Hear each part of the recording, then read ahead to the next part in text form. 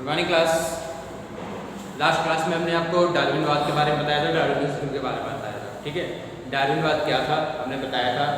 डार्विनवाद ने अपने सिद्धांत में बताया था कि जो भी व्यक्ति, कोई भी जीव जाति है, चाहे वो सूक्ष्म जीव ही क्यों ना हो, वो निरंतर संघर्ष करता रहता है। ठीक है, और उसका वातावरण का भी बहुत प्रभाव पड़ता है। अगर जीवन संघर्ष में जो व्यक्ति अधिक काम किया या जो भी आगे बढ़ा, ठीक है, वही आगे बढ़ सकता है। अगर जिसने काम नहीं किया या जो भी फंक्शन उसने नहीं किया, अगर निरंतर जीवन संघर्ष नहीं किया, तो वो क्या है, धीरे धीरे खत्म हो जाता है, समाप्त हो जाता है। ठीक है, ये हमने डार्विनवाद के बारे में बताया था। और लैमार्किज्म हम खत्म करा चुके हैं। उन्होंने भी अपना पॉइंट ऑफ व्यू दिया था, उसके बारे में बताया था कि जो अंग ज़्यादा यूज होते हैं वही आगे बढ़ते हैं, मीन्स पीढ़ी दर पीढ़ी प्रसारित होते हैं, और जो अंगों का यूज नहीं हुआ वो धीरे धीरे क्या होते हैं, विलुप्ति के कगार पर पहुंच जाते हैं और विलुप्त हो जाते हैं। ठीक है, ये सारी चीज़ें हमने बताई थी लैमार्क और डार्विनवाद के बारे में। Okay, today we will discuss Hugo de Vries. ठीक है, ह्यूगो डी व्रीज एक साइंटिस्ट हैं। उन्होंने एक सिद्धांत दिया था, ठीक है, एक थ्योरी दी थी जिसे उत्परिवर्तनवाद कहा जाता है या म्यूटेशन कहा जाता है। ठीक है, इंग्लिश में बोलते हैं इसको म्यूटेशन। ठीक है, म्यूटेशन कहा जाता है। ठीक है, म्यूटेशन क्या होता है, ठीक, उत्परिवर्तनवाद। ठीक है, हिंदी में क्या कहते हैं, उत्परिवर्तनवाद। अब ह्यूगो डी व्रीज एक साइंटिस्ट थे। इन्होंने बताया था कि जीवों में कोई भी परिवर्तन जो होता है वो अचानक हो जाता है। ठीक है, ऐसे लक्षण जो पहली पीढ़ी में या दूसरी पीढ़ी में नहीं दिखाई दिए और वो तीसरी या चौथी पीढ़ी में दिखाई दिए, तो वो क्या होता है, परिवर्तन, अचानक परिवर्तन हो जाता है। ठीक है, और वही क्या कहलाता है, उत्परिवर्तन कहलाता है। और ये जो सिद्धांत दिया था इन्होंने, इसे किसके नाम से जाना जाता है, उत्परिवर्तन के नाम से इसको जाना जाता है। ठीक है, कोई भी जीव है, कोई भी जीव जाती है, मान लीजिए ह्यूमन बींग्स की अगर बात करें तो जैसे हम हो गए, ठीक है, हमारे पापा, उनके पापा, ठीक है, तो जो लक्षण है वो पापा में नहीं आए, हमारे में नहीं आए, लेकिन जो हमारी संतान हुई उसमें वो लक्षण उनके दादा दादी के जो थे, ठीक है, मीन्स पर दादा और दादी के, वो लक्षण अचानक उसमें उनकी संतान में दिखाई दे। ठीक है, तो इस तरीके के जो लक्षण होते हैं वो क्या कहलाते हैं, उत्परिवर्तन कहलाते हैं। ठीक है, अचानक जो परिवर्तन हो जाते हैं वो उत्परिवर्तन की श्रेणी में आते हैं। और ये एक वाद के रूप में इन्होंने एक सिद्धांत दिया था, जिस तरीके से लैमार्क और डार्विन ने दिया था, इसी तरीके से इन्होंने एक सिद्धांत बनाया था जिसे क्या कहते हैं, उत्परिवर्तनवाद कहते हैं। ठीक है, तो ये हमारा उत्परिवर्तनवाद था। ओके, मीन्स क्या है, जीवों में अचानक परिवर्तन। ठीक है, जीवों में होने वाले अचानक या आकस्मिक जो परिवर्तन होते हैं वो उत्परिवर्तन की श्रेणी में आते हैं, और ये वाद जो है वो उत्परिवर्तनवाद के नाम से जाना जाता है। ठीक है, अब इस वैज्ञानिक में, इसमें बहुत सारे और भी साइंटिस्ट आए, जैसे बेटसन आए। ठीक है, डार्विन ने भी इनका समर्थन किया था। ठीक है, बेटसन वैज्ञानिक आए, इन्होंने भी कहा हाँ ये चीज़ सही है कि जीवों में जो परिवर्तन होता है जरूरी नहीं है कि पीढ़ी दर पीढ़ी वही लक्षण दिखाई दे। ठीक है, हो सकता है कि एक पीढ़ी में ना दिखाई दे, दूसरी पीढ़ी में ना दिखाई दे, लेकिन तीसरी पीढ़ी में वो फिर से परिवर्तन जो भी है, मीन्स जो भी कैरेक्टर्स हैं उनके दादा दादी के या उनके परदादा के, वो लक्षण आगे पीढ़ी में दिखाई दे जाते हैं। ठीक है, इस परिवर्तन को ही उत्परिवर्तनवाद के नाम से जाना जाता है। इन्होंने एक प्लांट, जो जंगली पौधा था, उस प्लांट का नाम है सांध्य प्रिमरोज। ठीक है, सांध्य प्रिमरोज एक पौधे का नाम है जो कि एक जंगली, मीन्स जंगल में पाया जाने वाला पौधा था। इन्होंने इस पर क्या किया था, अपना रिसर्च किया था, अपना प्रयोग किया था और बताया था। इन्होंने कई पीढ़ियों तक इसके पौधे उगाए और इसके बारे में बताया कि जो इसकी पहली पीढ़ी है, मान लीजिए यहाँ से एक पौधा बॉर्न हुआ, ठीक है, इसमें जो लक्षण इसके थे वो तो लक्षण प्रकट हुए, लेकिन इसके जो पहले वाले और लक्षण थे, ठीक है, मीन्स इसके जो प्री पेरेंट थे, ठीक है, मीन्स पहले से ही जो भी पेरेंट थे उनके लक्षण इसमें नहीं आए।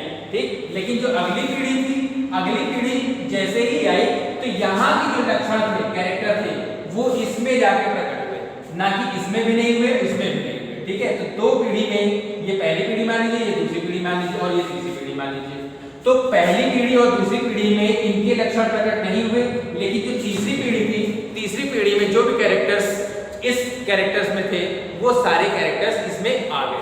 ठीक है, तो इन्होंने इसी तरीके से सांध्य प्रिमरोज जो नामक पौधा था उसमें उन्होंने रिसर्च किया और बताया कि किस तरीके से परिवर्तन जो होते हैं किसी भी जीव में या किसी भी प्लांट में किस तरीके से वो आगे बढ़ते चले जाते हैं। ठीक है, इन्होंने ये चीज बताई थी। ठीक है, इसके बाद जो इसका हम बात करें कि इसका जो बॉटनिकल नेम है, ठीक है, इसका जो बॉटनिकल नेम है वो क्या है, आइनोथेरा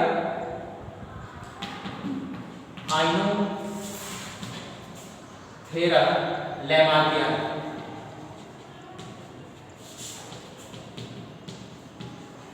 ठीक है, ये इसका क्या है, बॉटनिकल नेम है। ठीक है, इन्होंने ये भी बताया था कि इसका जो बॉटनिकल मीन्स जो हमारा वनस्पति का नाम है, ठीक है, वो क्या है, आइनोथेरा लैमार्कियाना है।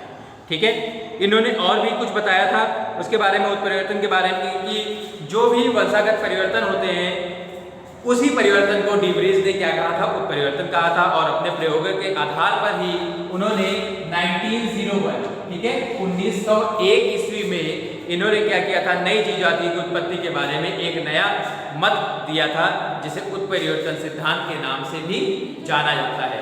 ठीक है, या जिसे उत्परिवर्तनवाद भी कहते हैं। ठीक है, इस सिद्धांत की मुख्य बातें जो थी वो बातें क्या थी, पहले जो पॉइंट था हमारा, वो नई जीव जातियों की उत्पत्ति लक्षणों की छोटी छोटी व अस्थिर विभिन्नताओं के प्राकृतिक चयन द्वारा पीढ़ी दर पीढ़ी क्रमिक विकास के फलस्वरूप होती है। ठीक है, में जो भी लक्षण प्रकट हो रहे हैं वो पीढ़ी दर पीढ़ी बढ़ते चले जा रहे हैं। ठीक है, और उसमें क्या होता है, क्रमिक विकास में बहुत तेजी से विकास नहीं होता है, धीरे धीरे जाके विकास आगे बढ़ता है। ठीक है, सेकंड पॉइंट में इन्होंने बताया था कि जाति का पहला सदस्य जिनमें उत्परिवर्तित लक्षण दिखाई देता है वो क्या कहलाता है, म्यूटेंट कहलाता है या उत्परिवर्तक कहलाता है। सर, यह सदस्य उत्परिवर्तित लक्षण के लिए क्या होता है, प्योर होता है। ठीक है, या प्योर ब्रीडिंग होता है या शुद्ध नस्ली होता है। ठीक है, ये चीज इसमें बताई थी। थर्ड पॉइंट में इन्होंने बताया था कि उत्परिवर्तन अनिश्चित होते हैं। मिस उत्परिवर्तन क्या है, उसकी कोई निश्चित नहीं है कि नेक्स्ट पीढ़ी में ही इसके लक्षण दिखाई दिए। जैसे कि हमने पहले ही बताया कि एक पीढ़ी दो पीढ़ी में नहीं दिखाई दिए, लेकिन वो तीसरी पीढ़ी में दिखाई देते थे। ठीक है, तो ये क्या होते हैं, अनिश्चित होते हैं।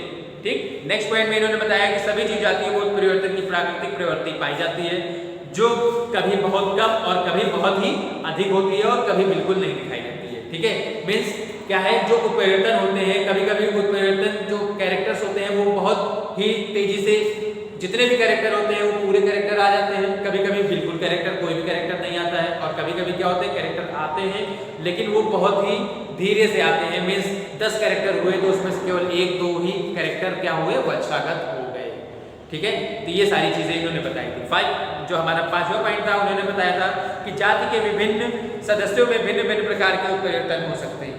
ठीक है, एक जनक या पूर्वज की जाति से एक ही जाति की कई किस्में मिलती जुलती जातियों की उत्पत्ति भी की जा सकती है। ठीक है, मतलब एक ही जाति से कई और अनेक जातियों का निर्माण इस उत्परिवर्तन के कारण हो सकता है। ठीक है, तो ये इन्होंने 5 पॉइंट, मुख्य रूप से 5 पॉइंट बताए थे ह्यूगो डी वरीज ने, जो ये सिद्ध करता है कि जो उत्परिवर्तन है या जीवों में होने वाला अचानक परिवर्तन है वो सही है। ठीक है, अब इसकी आलोचना भी करी थी। ठीक है, कुछ साइंटिस्ट और हैं, जैसे कि हमने लैमार्कवाद में बताया था, डार्विनवाद में बताया था, और अब हमारा जो उत्परिवर्तनवाद है उसकी आलोचना या क्रिटिसिज्म भी बताई। ठीक है, बहुत सारे ऐसे साइंटिस्ट हैं जिन्होंने कहा कि नहीं, जीवों में जो कैरेक्टर होते हैं वो पीढ़ी दर पीढ़ी बढ़ते ही जाते हैं। ऐसा कुछ नहीं होता है कि लक्षण पहली पीढ़ी में ना दिखाई दे, दूसरी पीढ़ी में ना दिखाई दे, तीसरी पीढ़ी में फिर से आ जाए। तो इस तरीके का कोई भी चीज़ संभव नहीं है। ठीक है, उसमें जो साइंटिस्ट थे, साइंटिस्ट जैसे हमारे TH मॉर्गन आए। ठीक है, उन्होंने ये बताया था कि नहीं, जीवों में ऐसे इस प्रकार का कोई भी कैरेक्टर्स या उत्परिवर्तन नहीं पाया जाता। इन्होंने जो हमारे साइंटिस्ट थे मॉर्गन या TH मॉर्गन कहते हैं। ठीक है, TH मॉर्गन ने एक ड्रोसोफिला, एक मक्खी का नाम है। ठीक है, आप लोगों ने देखा जो, ठीक है, ये फल मक्खी होती है, फल में भीतर बैठती है। तो ड्रोसोफिला मक्खी पर इन्होंने क्या किया था, अपना अध्ययन किया था और बताया था कि उत्परिवर्तन नहीं होता है, कुछ भी उत्परिवर्तन जैसी चीज होती ही नहीं है। ठीक है, इन्होंने क्या कहा था कि इन्होंने 2 मक्खियों को लिया, एक लाल नेत्र वाली और एक सफेद रंग वाली। ठीक है, तो उनमें उन्होंने क्या किया कि बहुत रिसर्च की, अध्ययन किया उसका, और दोनों में क्या किया, दोनों में रिप्रोडक्शन कराया, सेक्सुअल रिप्रोडक्शन कराया और जो उसकी अन्य जाति उत्पन्न हुई तो वो जरूरी नहीं थी, मीन्स जो दोनों लक्षण थे लाल नेत्र वाले और सफेद नेत्र वाले, ठीक है, तो उन्हीं के लक्षण वो विकसित हुए, ठीक है, ना कि जो पहले की जातियां थी उनके लक्षण प्रकट हुए, ठीक है। तो इस थ्योरी के माध्यम से इन्होंने बताया कि उत्परिवर्तन जैसी कोई भी चीज नहीं होती है, मीन्स जीवों में अचानक कोई भी परिवर्तन, किसी भी प्रकार का परिवर्तन या लक्षण किसी भी जीव जाति में नहीं दिखाई देता है, चाहे वो एक प्लांट हो और चाहे कोई भी एनिमल हो, ठीक है। तो ये इन्होंने आलोचना की थी टीएच मॉर्गन ने, जिन्होंने अध्ययन किया था ड्रोसोफिला मक्खी पर और अपना रिसर्च के आधार पर इन्होंने बताया था पूरी चीजें, ठीक है। इन्होंने और क्या किया कि गुणसूत्रों एवं जीन्स के उत्परिवर्तन की अनेक दृष्टांत देखे, ठीक है, इनमें लक्षणों के इतने महत्वपूर्ण परिवर्तन हो जाते हैं, ठीक है, मीन्स क्या है कि लक्षण में बहुत सारे परिवर्तन भी हो सकते हैं, जरूरी नहीं कि जो माता पिता के लक्षण हो वो संतानों में चले ही जाए, ठीक है, ऐसा नहीं होता है, कुछ लक्षण जाते हैं, कभी कभी ऐसा होता है कि एक भी लक्षण नहीं पहुंचते हैं संतानों में, ठीक है, तो वो जो लक्षण नहीं पहुंचते, ठीक है, तो वो उनके पूर्वजों से आए हैं, ना कि किसी दूसरे से आए, ठीक है तो उसी जाति के उसी पीढ़ी में चल रहा है, ठीक है, तो वही चीजें इन्होंने बताया, ठीक है, कि लक्षण कभी कभी क्या होते हैं दूसरी संतानों में नहीं पहुंचते, या हमने पहले भी हमने बताया है कि एक ही माता पिता की अगर 4 संतानें हैं तो उनमें क्या है बहुत सारी विभिन्नताएं पाई जाती है, ठीक है। तो ये आलोचना थी ह्यूगो ड्यूबरीज की, ठीक है, ह्यूगो ड्यूबरीज की जो आलोचना की थी वो मॉर्गन टीएच मॉर्गन एक साइंटिस्ट थे, उन्होंने आलोचना की थी, ठीक है। तो आज की क्लास में इतना ही।